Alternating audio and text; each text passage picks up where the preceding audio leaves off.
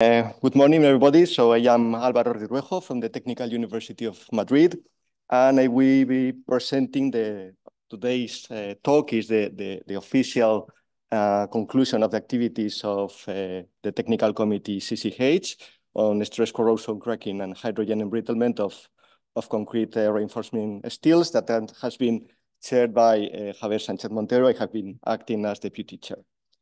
So since this is the last event of the committee, let me first of all introduce a little bit the registered members of the committee. They are listed there. Only the registered one, because we have been lucky to count also with some collaborators of the registered members.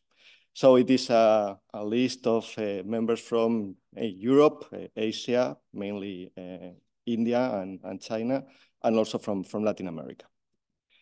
So first of all, the goal of the committee was always to produce a state-of-the-art report on stress corrosion cracking of concrete reinforcing steels, covering the stress corrosion cracking mechanisms of construction steel, the hydrogen embrittlement mechanisms applied to the same materials, the 16 methods to study the stress corrosion cracking, the existing methods and to study the hydrogen embrittlement of construction steel, and the durability, design, and failure analysis of concrete reinforcing steels. So finally, we have been a little bit more ambitious, and we can been able to extend the scope a little bit to more other structural materials. But finally, the baby is born. The state-of-the-art report is completed, over 300 pages, and this is the outline of the report. So we start with a preface. Then we have a chapter, the first one, on test methods, on susceptibility to stress corrosion cracking and chloride threshold for pre-stressing steels that can be applied to stress corrosion cracking and hydrogen embrittlement. Then we move on to a theoretical chapter on the mechanisms of stress corrosion cracking. We continue in the third chapter to a specialized chapter on the study of experimental study of corrosion in pre-stressed concrete with new generation sensors, particular piezo sensors.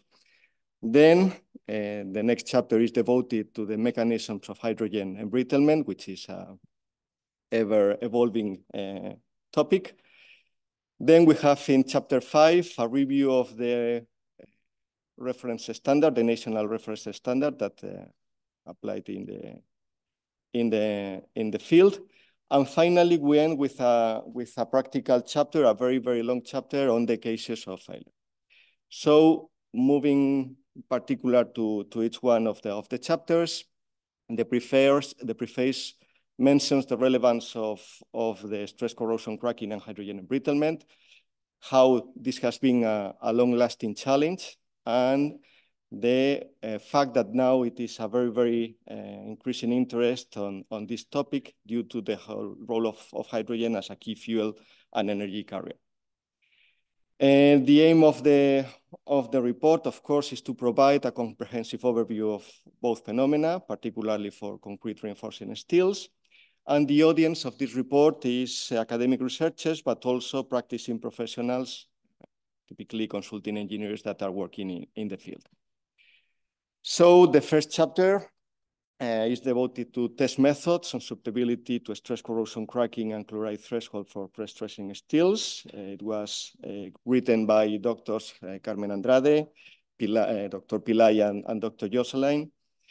And the outline of this chapter is an introduction to the test methods, the test on stress corrosion cracking, tensile test, the famous thiocyanate FIP test at 50 degrees Celsius, the very relevant test in distilled water, the test based in anodic dissolution, fracture mechanic test, electrochemical generation of surface defects, the test of hydrogen absorption, the test on chloride threshold, other types of testing, and the conclusions.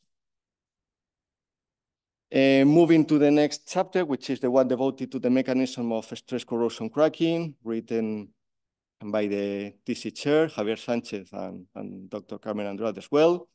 It is devoted to the anodic dissolution or sleep dissolution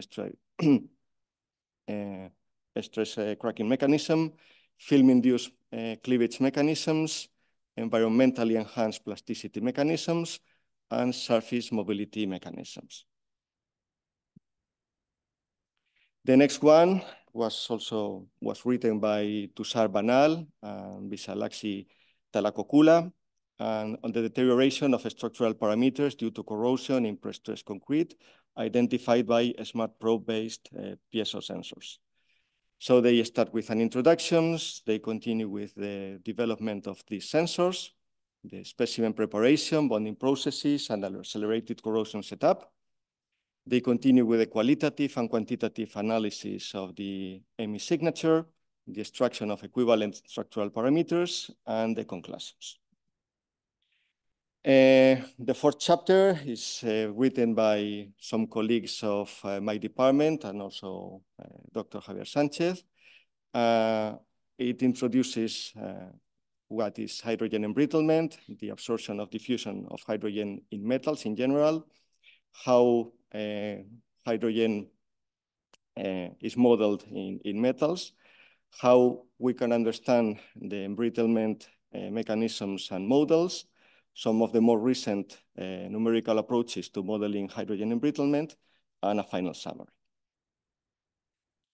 The chapter 5, which refers to reference standard, is particularly relevant to practicing engineers because if you are going to design or they are going to design a pipeline and they have to select material which is not very sensitive to hydrogen embrittlement, for example, they will have to check all the relevant standards. It was written by Professor Silvia Kessler, Professor Logan Gaillet, and Dr. Javier Sanchez as well. And it goes through the normative and alternative performance test to pre-stressing steels, the test for stress corrosion cracking of these pre-stressed steels, the alternative stress corrosion cracking test for pre-stressing tendons based on electrochemical and mechanical parameters, and finally a conclusion. And chapter 6, I would mention in the beginning that it was the longest chapter because it refers to many subcases of failure. The first one was written by Bruno Kursten and, sorry, because I omitted this, Dr. Roberto Gaggiano, and it is related to the stress corrosion cracking of carbon steel radioactive waste packages exposed to concrete under anoxic conditions. It is very interesting because there are not many studies about anoxic conditions for these materials. The second one, written by Maria João Correia and Elsa Vaz Pereira, it's about the stress corrosion cracking in brown anchors. They write about the anchors progress and the durability drawbacks, a brief on the anchors failure mechanisms, a failure analysis of anchors, case studies and appraisal, and some final remarks. The third one by Professor Javier Belzunce and Professor Emilio Martinez Pañeda refers to the effects of hydrogen on the fracture toughness and fatigue behavior of structural steels. After an introduction, they continue with the mechanical characterization of steels in the presence of hydrogen, the testing of these materials, fracture testing of these materials, the effects of hydrogen on the fracture toughness of steel, the effects of hydrogen on the fatigue behavior of steels, and some concluding remarks.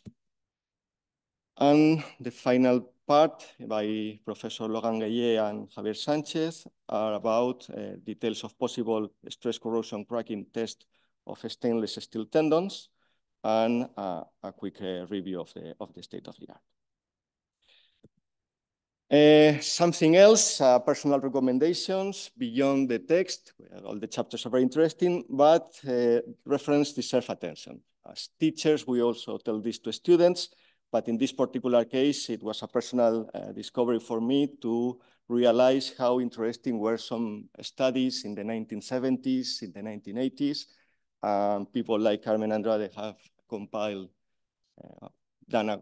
a very good compilation of many of them. So definitely there are some hidden gems in the references, and I encourage you to go through them.